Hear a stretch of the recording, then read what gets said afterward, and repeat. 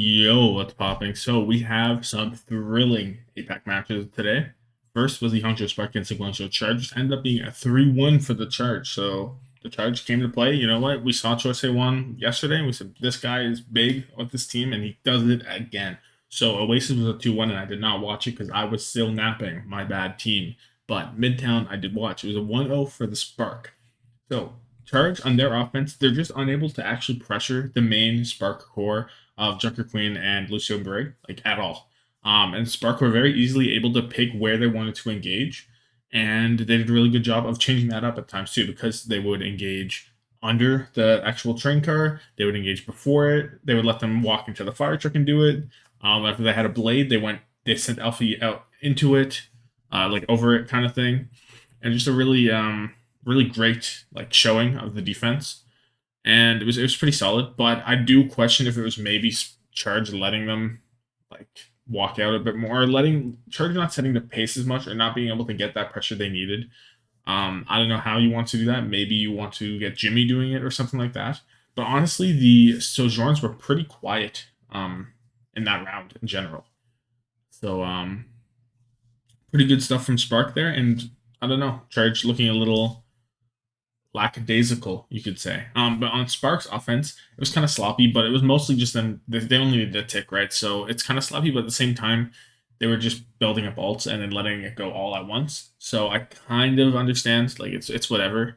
Um, they were getting like split up often and then dying, and like Bernard would die, then Irony would die, and then Choice One would get two and things like that. But then they get their alts, they blow them all, and it did look kind of bad for a few seconds because like nothing was happening. It was like, oh my god, they just wasted all of their alts. But they were able to win out in the end, and Spark secure Midtown 1-0 and tie the series. But from there, Charge all day. So Gibraltar 1-0 for the Charge. Spark on their offense is a very bad offense. I've seen this time and time again with the Spark. They would trash Gibraltar offense. I don't know what it is about this map, but they don't have a clue. So they struggle to push the cart even like far enough to rotate up to the high ground, or maybe they do, but then it rolls back a long time. So then they say, "Oh, we got to go to the cart," and then they go to the cart, and then they rotate back around to the high ground. But then Charge are on top of them, so they just drop on them. And no matter where they go, Charge is ready to pounce. Right? They're saying, "Oh, we're going to go server." No, Charge is ready to meet you. They're going to go cart. Oh, Charge is ready to drop on you. They're going to go up the other way. Charge is ready to drop on you again.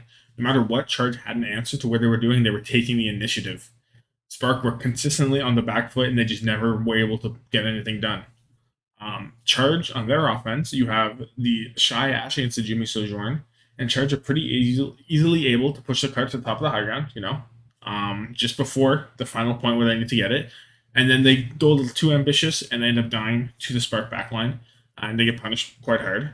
But that's whatever, because Charge are now able to go up to the high ground because they don't have to push the cart anymore, and they rotate into server for free, something that Spark were unable to do because Charge would have jumped on them already. Um, so Charge get in there for free, but Alpha is able to catch Faraway in there before Charge can actually break out. But Spark, despite being up one initially for the fight, they're still using 4 ults in this fight, and Charge are still using 3. So they had a number advantage, and they used more ults. And so, of course, Charge used their ult advantage that they now have. They pull up, Jimmy hits the overclock, and they exert a bunch of pressure from server room. Kronk hits a better rampage than Bernard, and they end up winning. So even though, basically, because Spark had the defense, they were still playing on the back foot. Charge was still the one setting the tempo, and that just can't be on Gibraltar, especially not Gibraltar first. The new Queen streak was pretty back and forth, right? It's a 124 to 83 win for the Charge. But the biggest difference maker here was Choice A1. Alfie was forcing resources. He was still playing well, but Choice A1 was actually getting the kills with his blade. And it doesn't matter. It's so much value no matter what. There were times where there was fight taken in like little tiny rooms for no reason. Choice A1 was still coming out on top. I don't know. He was good for one almost every fight, and neither the Spark DPS were able to match that efficiency at all. Shy wasn't getting many picks this entire time. I barely mentioned Shy, which is shocking, right? It's literally shocking. He got a 3K like on this map, but like that did give Spark the lead. Spark did have the lead for a moment, but then after that, they get the lead, and then Chargers get it, and they zoom right into the spawn room basically of Spark. Yeah, Shy had a pretty poor match, and Jimmy didn't even pop off either. He was like solid, but like, it was kind of weird. Very quiet map for the Sojourns. I think. It's just a match in general, really. Anyway, Tom can play the match is going to be choice one. He's just a GOAT, right? I've been talking about this guy this entire season, saying that if he was on a good team, it would be insane. We would be considering him for MVP. I don't know if we're there. I don't know if we're quite there, but it is true. He's on an actual good team, and it is remarkable what he's able to get done. Irony was literally unresponsible. Irony has been a problem for the Spark the entire stage, and Choice one exploited him to a T. Like, he was gone. And he was also getting on Shy. That might be part of the reason why Shy wasn't able to perform, because Chorsei 1 could get on him and kill him immediately, right? If that happened, he wasn't targeting him, but if it was available, he would take it. And just so much pressure, so many kills. And he kind of proved that, yeah, last match was not just like him playing well. It was actually like, this is the team now that you have Choisei 1 and Jimmy and Krong, rather. Krong actually is playing well too. I was considering giving Krong player of the match as well, because he was controlling the engagements that were so good for Charge most of the time. But even then, if they don't have Choice A1, those engagements don't look nearly as good because of the work he was doing. So, like, Krong was very impressed me a lot this stage, because I was like, not a good Junker Queen, not a good Junker Queen. But now I'm like, you know what? I think he can hold his own a little bit. And I didn't think Krong was that kind of player that could really, like, learn a character like that. So, shout out to Krong for that one. And I already talked about how Jimmy held his own, but he wasn't a driving force. Like, he wasn't like a problem. He was still getting the job done. He's still getting picks, things like that. And he's probably playing better than Shy, but he wasn't like, you know, driving Charge to victory. And speaking more about Shy, why I don't know. He just had this whole stage, except for like the first week where he was like, well, it was kind of like, well, he's getting so hard pressured, so it's hard to blame him. But now it's like, what's to blame now? Like, he should be able to just diff Jimmy. Like, Jimmy's like solid. He's been solid for the Charge, right? But Shy is supposed to be like S tier, like potential MVP candidate, and that just hasn't happened. So I don't know. He just wasn't hitting his shots. It just wasn't happening. And if Shy's not playing well, then Spark have literally no prayer in hell of winning a match. Basically, like, that's just how it works. He's the entire team. Um, so very interesting to watch there. Anyway, Bernard and Spark as a whole, right? They were just on the back foot. That's all. That's what it comes down to. That's the biggest thing. Other than that, like a solid midtown, that's the big thing. And both Briggs, I want to talk about how both Briggs really weren't good. Irony, I already said he was on the spawn so much because of Choice I1. But so was Faraway. Faraway was also getting picked first so often, whether it be Alpha Bernard was getting him a few times. It was just so weird. Like, neither of these Briggs, they were having like a bad Brig off, and Irony won. Irony was the worst Brig. Um, but yeah, so moving on to the Chengdu Hunters and the LA Valiant. So it ends up being a 3-2 for Valiant, and it was impressive. So Chengdu, playing Jinmu, Leaf, Gaga, Monk, and Nisha. Valiant playing Easy Han, Becky, Dia, Lingza, and Molly. Right, Sasson has been gone away with on the Brig, and Molly's brought in. Lijiang is a 2-1 for the Hunters, but Garden's 100 for Valiant. Just a blowout. Jinmu loads out on the Pharah, Becky loads out on the Echo. We all know who wins that one. And if Valiant came to play, Gaga was just getting run over. That's a consistent thing throughout this match. Is Gaga kind of gets run over whenever Valiant win. They put so much pressure on him, and he just doesn't. That's a common thing. I think it's kind of what this meta has shifted into, is whoever can pressure the Junker Queen the best probably wins. That's what it feels like to me. And Valiant did a great job on this, and Dia didn't feel nearly as pressured as Gaga did. But yeah, Becky getting huge stickies. He's getting big dives off. She's kind of playing very sneakily, so he can hit some off angles and get the stickies on them there. And Chengdu basically weren't able to get near Val at all, and Valiant just bulldozed them. Night Market was in 172, and it was very back and forth for a while, with both teams struggling to win 2 fights in a row until Hunters do break that pattern and they end up winning. But both teams were very stingy with ultimates as well. There would be times where both teams had like 3 or 4 ults, and just no one used them in a fight. So I don't know. You could say, oh well, maybe Easy Han got a pick or something like that, and then they decided, oh, we don't need the ult, and the other team was like, oh, we don't want to ult down one. Sure, things like that happen, but it's like, just give her, sometimes. That's actually a problem I have with Valiant, which I'll talk about a little bit later. So Control is a 199 for Charge Control Center. Becky's on the Mei now. And the walls do a good job splitting Chengdu, but I don't think they were that impactful overall in this match. Like, off the first rip to get that initial capture. It was important, but other than that, um, it didn't really matter. But that doesn't really matter, I guess, because Valiant did get to overtime based on that initial capture. And then Jinmu did a really good play where he went all the way back to the point, forces Valiant to come back from the choke, and then he was able to force both support ults with Blade. And using that, Chengdu were able to win out the fight after the support ults died out. Becky ends up swapping the Mei over to Genji. Once Chengdu actually get the point, and then Valiant, they do a terrible misplay. They have 60% plus to play with. That should be like 2 fights probably, but they don't. They just make it 1 fight because they spend the whole time fighting back for the support ults that they used on the Jinmu Blade. And then as soon as they get them, they look to engage, and then they get 5-man rampaged on, and they lose. Like, that's just such a terrible misplay from Valiant, and it's one of the things where I'm going to talk about it now because I feel like Valiant they've fallen to the trap where they want to win every single fight. Like this, they didn't want to take that fight because they knew they were going to lose it, so they just didn't. But it actually hurt their chances of winning the next fight too. That's a problem I see Valiant have, but it ends up working out okay for them in this series. But I think that's like one of the key things that's wrong with Valiant is they try to win every single fight. And it doesn't work. You can't try to win every fight. You have to pick and choose them. Pariso is a 2-1 for Valiant. Asterisk Ash on the Chengdu offense with Becky on Echo. So Chengdu take a bit to cap this, but they slowly rotate onto the point and they pressure out with Bob. And then Leaf takes a very weird position, like underneath, kind of like midway from A to B, and he's just hitting his shots. Becky tries to dive him, and he just gets blown up. And so eventually Chengdu get 4 minutes into B. But then it's rough because Valiant get a win on B and they just spawn hold right away. Nisha trolled out of spawn 3 times, literally 3 times. He would just run out for 0 reason and just die, and he did it 2 lives in a row. And then Jinmu bladed 1v5 for some reason with Nisha. He went on a mission, and then he swaps over to Tracer, which I guess kind of makes sense because you want to maybe pressure card or things like that, but it still doesn't make any sense because Valiant keep holding it. Easy Han, he does die, so you think, oh, the spawn hold's broken. Easy Han's dead. But he gets the Bob out because he's on Ash. So then Valiant are forced to wait then, and then that buys time, and then Valiant say, well, we can probably wait because we just burned like 12 seconds, right?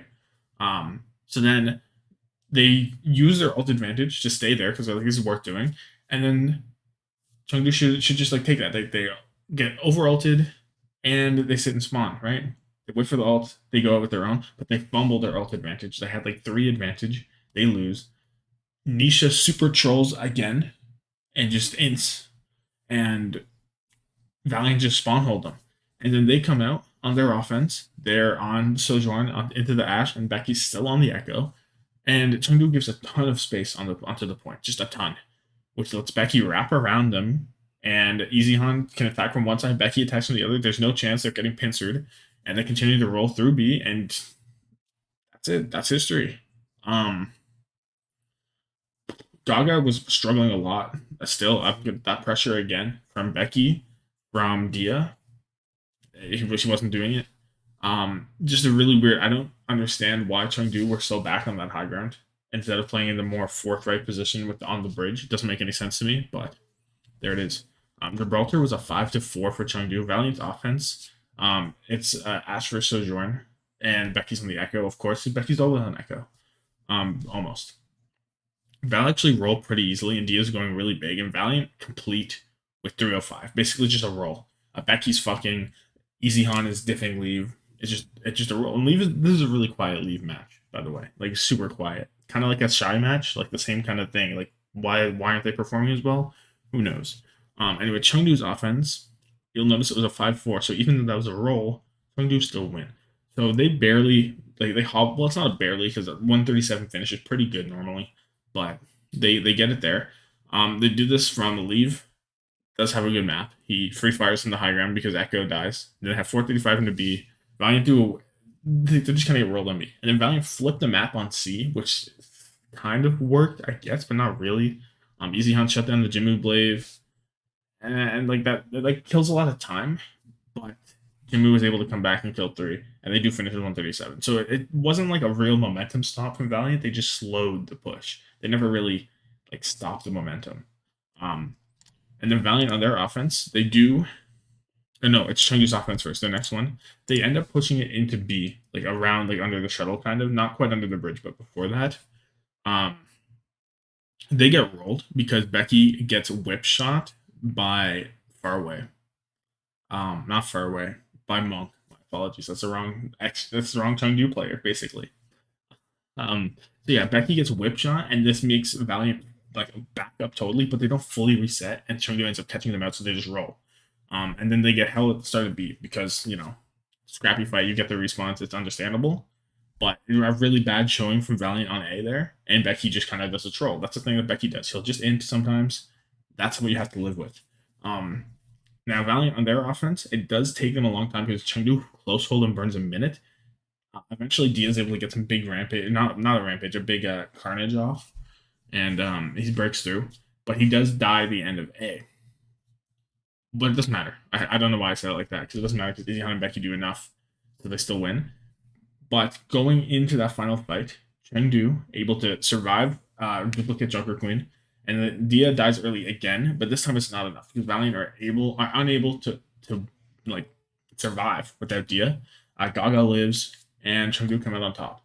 So basically, Dia cut down early twice, which does matter because they did have to use some ults at the end of A, right? It just wasn't as good. So now Chengdu's up 2-1. Going to Coliseum, it's an 86.98 to 86.97 for Valiant. They make the overtime comeback. Innovation comes in for Becky to play the Mei, and honestly, I don't think it was that good. I don't think any walls were really super impactful, and the reason that they won this is because Easy Han popped off. Easy Han came massive. And the biggest thing was in overtime, right? He gets 3 key picks before dying. Absolutely massive, and it looked like Chengdu's map to lose, but Easy Han decided against it. There's not a whole lot to say other than that. It's just like Coliseum, man. That's so boring to watch Coliseum. I'm gonna be honest. The Mei makes it a little interesting, but at the same time, Blizzard's never really impactful. The Wall never got anyone really. It's just standard Coliseum. You got teams going both sides, and then Easy Han end up coming up on top. That's just Coliseum, man. I don't know. Oasis was a 2-1 for Valiant. City Center first, Chengdu's map, 100 to 99. Sojourn on Sojourn. Becky is on Genji now. And Innovation came back out because he's a Mei only, I guess. So Valiant flip in overtime without using an ult. I don't know how. I cannot explain it. I'm going to give it to Easy Han getting a pick or Becky getting a pick or something. I didn't catch it, but like that's outrageous that they flipped the point in overtime and they didn't use a single ult to do it. Chengdu also didn't use ults, which makes sense because like you just get Valiant to use ults and then you can come back with your own. But now they didn't. So now Chengdu are playing into 5 ults in overtime, and Valiant are able to use that ult bank to get to 99% themselves. But a critical thing is they do misplay and they use their support ults before Jinmu's blade. That single blade was enough to pressure Valiant and get some kills, and they lose in overtime, 99-99. If they had saved even one support ult, I'm pretty sure Valiant just win that map. Maybe they couldn't, maybe there was too much pressure and they couldn't do that, but it was very close. University 155 for Valiant. They come out aggressive. They send Chengdu all the way into spawn right away, but it's not a consistent aggression because the next fight they give a whole bunch of space. It's the aggression was lost. I don't know how. And then Nisha, instead of inting this time, he does actually find a pick onto Becky, who is inting. Standard Becky things. And they get picked off like that. And then this is where, again, Joker Queen pressure. Gaga gets pressured down after a long fight, long drawn out fight, lots of ults. But Gaga gets pressured down in the end, and he does not have enough to keep him up. So Valiant get the point back. They take that point option and they run with it. The second to last fight, again, Joker Queen pressure. Dia, he recognizes that he's getting pressured and he kamikaze rampages. He ints in, he gets 3 with the rampage, it catches onto both DPS and they both fall. That's enough for Chengdu. That's enough for Valiant, rather, to clutch up. And then it's on to the final fight in overtime, where we have Becky coming in clutch and killing 4. Shout out Becky. And now, Gardens. 100 to 99 for Valiant. They break their map 5 curse. Jinmu kills both DPS and gives Chengdu the first cap. But here it is again. Joker Queen pressure. Dia hits a nice knife onto Gaga. Becky finishes him off with stickies and beam, and that flips the point back. And then Chengdu loses points. So then the critical moment, which does impact, it's kind of steamrolls here, is Chengdu use a lot of ults in the next fight, and they don't really win. They do flip the point for like 10-20% around there, but Valiant kite are able to kite back. They get the resource and they go back in and they win the fight overall. So Chengdu just used a ton of their ults, probably four ults, I would guess. Um, and now they're going into overtime. It's not a great look. Becky again comes up big in overtime, kills two people with one beam, which is always fun to watch. And Valiant ended up winning a map 5 and stealing it from Chengdu, and not a lot of people thought it's their only win of the stage. And it was pretty damn good. It's about time, really. It's about time. So anyway, player of the match for me is going to Becky. The Echo play actually paid off rather. Normally I like kind of say, well, the Echo's not that great, but Leave really was not shutting him down or even like pressuring him at all. It felt like he did like have some moments where he would end, but that's just how it is. But other times he would just go to town. He would be in the back line and doing more work than you would expect Echo to be doing. The problem with Echo, right, is she has to get so close to actually use that focusing beam, and then in that time you would expect your Sojourn, maybe even like Genji, Ashe, to be able to pressure her down and kill, but it just wasn't happening. So the Echo was able to actually exert a lot of more pressure than you'd expect, and Becky made the most of it. But overall, hella close series. Feels like Valiant got bailed out by some clutch moments, especially on that Coliseum. Easy had no business doing what he did. Becky on that Oasis map, very good. But it felt like they out mechanic Chengdu, which is very odd to say to me because they have Jinmu and Leave. But it kind of felt like it. Jinmu had some pop off moments, but he wasn't really able to find that consistency that you need, especially when Leave isn't performing and is getting diffed by Easy Han. Like Easy Han diffed him straight up. That's pretty much all there is to say. Going over to Nisha, hyper troll. I don't know. Nisha had some very odd moments. Just death simulator. I don't know. Um, Definitely it was exploited a bit by Valiant. But it wasn't like that bad. It was mostly those few moments on Pariso. But there's still moments overall where Nisha would just get picked first, and you're like, why is Nisha there? What's happening here? And that was not happening with Langza. Langza wasn't performing particularly well, but Becky was, or not Becky, Nisha was a bit more visual with his feeding. Anyway, to the Junker Queens, I talked about the pressure so much. Dia did get the better of Gaga. Dia didn't feel like he had as much pressure on him, but he also pressured Gaga more than Gaga pressured him, and that's very important. Especially with those knives. Dia is so accurate with the knives. He forces so much pressure just because if you get stuck by a knife, you're basically either out of position whenever he pulls it immediately, or you're stuck in a more like reserved like positioning, a more defensive positioning, because you can get pulled into the team and you'll die every time basically. So just those knives and how often he's able to force them. If his team can capitalize on that more, or maybe he can hold the knife longer, it'd be much better for Valiant as a whole. I mean, I guess that's their last match. I guess they have no more time, right? It is, yeah. They have no more. They have no more matches, but I don't know. It works out well, and I think Dia is pretty solidly a good Junker Queen. I'm not sure if I want to say that he's not positioning well enough or helping his team enough, or his team isn't helping him enough. I can't quite decide on that, but I'm starting to lean towards the team isn't doing enough for him, not the other way around. But yeah, Chengdu got their map wins from Valiant being unable to clutch up, and they did have marginally better team synergy, I would say. But when Leave is not performing well, Chengdu is similar to Spark, where when Shy is not performing well, pretty much. But now on to the Giga Banger of the Philadelphia Fusion against the Seoul Dynasty. Ends up being a 3-2 for Seoul. Almost Philly, almost. Philly playing MN3. That's the big thing here. MN3 is in, Carpe is out, and it made all the difference. I cannot fathom a single reason why you would ever play Carpe instead of MN3 after watching this. They had him locked up. Like, they are in this tournament for sure if MN3 is playing the 2 weeks. I'm like, I have no doubt. So City Center was on 100 to 99 for Philly, and Oasis as a whole was a 2-0. That's just going crazy. Philly's relying heavily on Zest still to pop off and win them fights. And MN3 wasn't noticeable at this point, but he was doing better than Carpe would have done. He was still getting some good picks. He was still contending with Fitz and was stopping Fitz from going free, which if Carpe was in, Fitz would have went on a rampage, I think.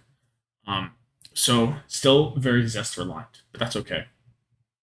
University's 100 to 42, and Zest is the first player in APAC to hit 1,000 final blows. So shout out to him for that, which is very impressive, especially because he's a rookie. But yeah, MN3, he's able to he wins a fight solo at the end there, and he's done more than Carpe has done.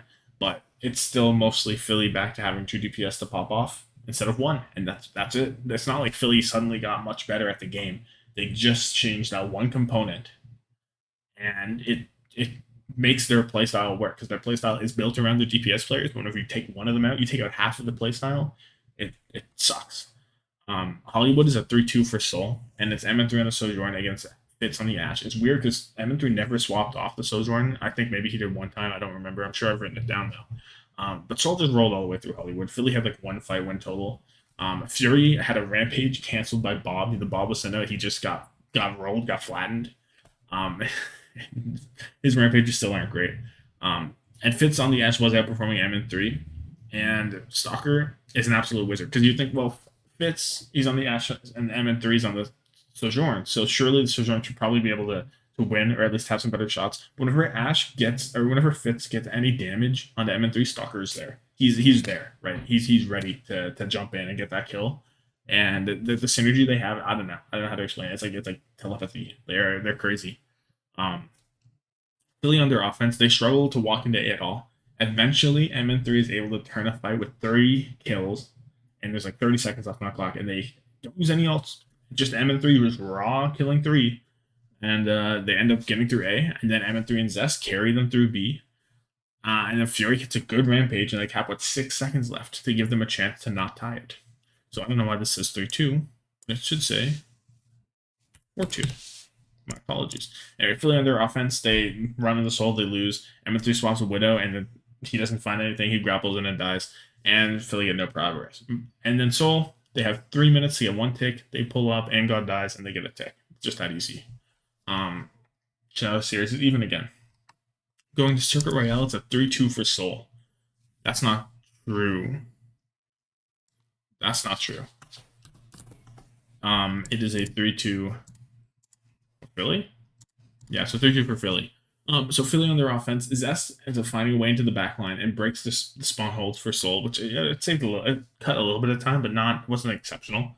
But then Fitz is getting picks every fight basically, usually on the back line. Not a lot compared to like MN3 and Zest pop off because they are able to, and Philly were able to get through. But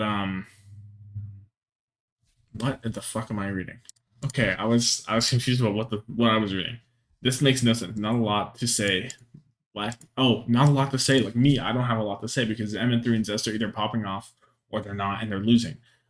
Philly gets stopped at the very end of C, but it's more of a Soul have multiple parts of their team making plays. You have Van Dame doing things. You have Prophet doing things. Fitz still getting good picks, and Stalker continuing to do his thing. I think Smurf has had a really good match, or a really good map on this one.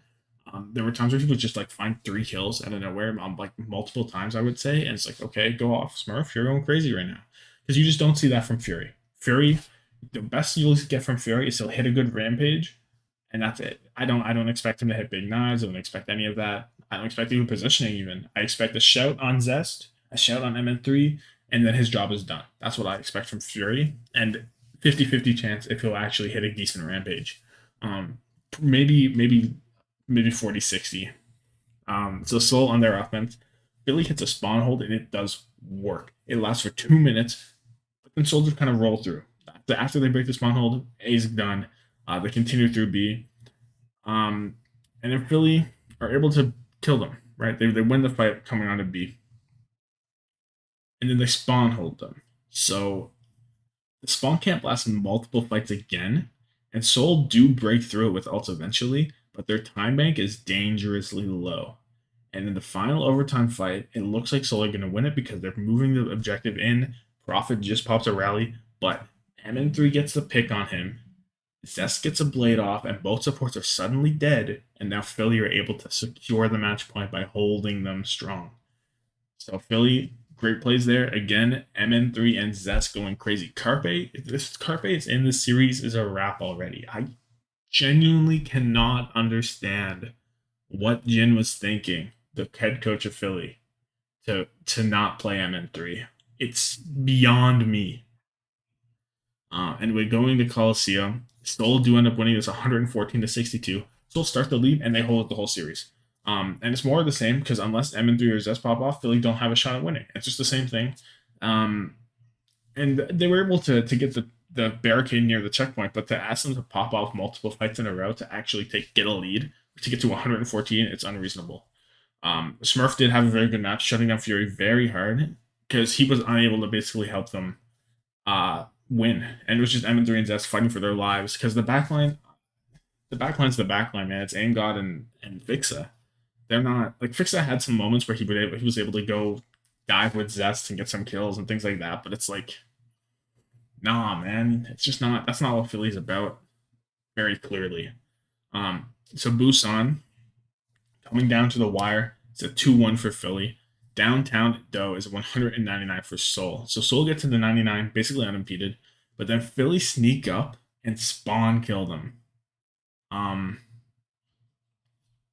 It's that doesn't make a lot of sense now that I read that. Okay, yeah, I missed a whole bunch right here. So basically, Seoul gets to the 99, basically unimpeded. Philly are able to win it back. Zest MN3. You know how it goes. And they did a really cool play where they sneak up and they spawn kill them, right? Which is whoever sees that. Well, you see spawn killing on Koth, but not like that. It was kind of like a hold in a weird way. But Seoul were able to make it to the point, so the spawn kill didn't really work out. And then they're using alter advantage and they went out. If they hadn't done that, it's hard to say what would have happened. But I think it was probably worth doing. It looked very cool, so worth. Sanctuary is 100 to 48 for Philly. MN3 is on Widow against Fitz on Ash. And MN3 Widow kills 2 off rip. And Fitz goes over to Sojourn right away. But MN3 has walls now, so he hits the walls. He's so much pressure. It takes forever for Soul to break in, and they cap in overtime. And then MN3 goes over to the Sojourn. But then so many alts get used on both sides, except for one. Fury with Rampage. So Fury need to hit this Rampage for Philly to win. I mean, it was not 99-99 yet, but it's still true. And they do, because they have no more support alts on the side of Soul. So the Rampage comes out, gets a ton, and Philly complete the round. So now, this says Philly right here. This is Soul. LOL. So now, Mecha Base, the final map, 100 to 0 for Soul. Just a wrap. It's Sojourn versus Sojourn again. Soul is playing a very solid game. They're playing very aggressive. Fitz is getting opening picks. Stalker is finishing his targets. Same old, same old. Soul are playing very aggressive. They're not letting MN3 easily get in through either of the exits. And when MN3 does get in and get the picks, it doesn't matter because Philly's already dead. So he can't do it all alone. He still needs his team to at least be there for him. And MN3 was getting some big picks, but it's just not enough, right? In the final overtime, he kills 2 again before dying, but Zest isn't able to clutch up through the support ult of Soul, and Soul win out 100 to 0. So that is it for that round. And my play of the match is going to go to Smurf. I think Smurf was a huge difference maker. I was thinking about Stalker because of how well he was finishing off picks with Fitz and how consistent Fitz was and those guys. But I think Smurf kind of diff Fury very hard, right? Maybe the Rampages were about even, but they were pretty good. But it's a solid neutral gameplay. He's just positioning and like what he's doing, it's just so good. Because whenever you pressure down Fury, it gives Zest less space. If Zest has less space, it's harder for him to make more plays. Now he still is crazy, so he was able to make the plays, but not as much as he would have, which is key. And if you can support Stalker, of course, that's a W, because if you get anyone low with a knife or anything like that, Stalker's going to be there right away to get that kill. So I'm going to give the Smurf. I think that's good. Overall, Soul win by being more consistent, right? Fitz didn't have as many pop-off moments. He wasn't as explosive, but he was still doing very solid in the fight every time. No matter what, you can count on Fitz for some big damage, and some picks. And It's just not the same. I don't know. It's just different. They're not. It's not worse. I think it can be better in some cases. It's not explosive, but it doesn't need to be. And the same can be said with Stalker. He's not going to pull up and roll a backline, right? He can sometimes, but that's not his game plan. It's his synergy and his awareness of when he's able to execute the targets that Fitz gets low, that Smurf gets low, things like that. And that's where he's on a different level. He's probably the best Genji at doing that, I would think, just by watching. Because you see, like, who are you? He's like that too. Zest is kind of like who are you, and so is Choice A1. They're all kind of the same thing, where they will try and do it all themselves. They are the key, but Stalker is not the key. That's the difference. Stalker is the finisher, while who are you is the whole kitchen, right? Um, it's not worse, but it's just not as explosive, so it doesn't look as flashy. But so anyway, going over to Philly, huge step up from Philly. MN3's an absolute beast. That makes no sense. Where was he? Come on, man. Like, think for a moment. How could you not? How? How could Carpe have played it? Like 1 week, let alone two. Um, and yeah, they're just the most explosive DPS duo. Um, they almost dragged Philly to a win over Seoul, pretty much. And that's crazy. Outside of the DPS, Fury had some good rampages, but he also had some pretty bad ones. And the backline's still disappointing. But it's easier to overlook their backline whenever MN3 and Zest are playing that well. So anyway, this is a bit of a longer video because there were some long ass games. So anyway, thank you so much for watching. Let me know your thoughts down below. As always, like this video if you like it, subscribe for more daily Overwatch League content, and have yourself a good one. Deuces.